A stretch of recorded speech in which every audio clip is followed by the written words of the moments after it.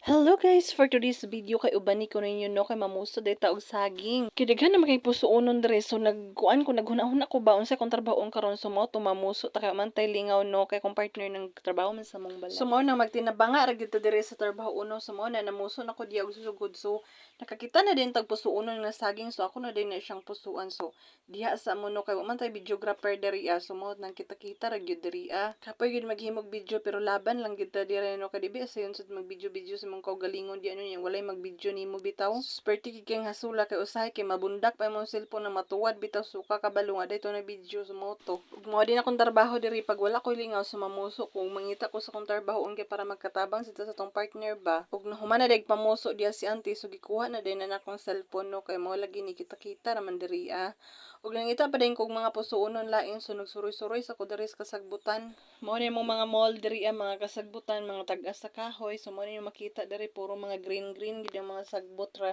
So magdora explorer ta diri ang depita charot.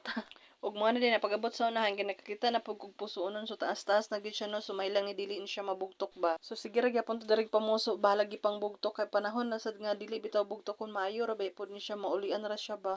Kay ngani ra man gid mag-uuman no kay usahay na man gid time nga kanang pangbugtokon siya ug napoy time nga kanang bitaw maulian na siya ug unta maulian na pod ni kay kapoy biya sige pamuso no nya bugtok dai inig kahuman.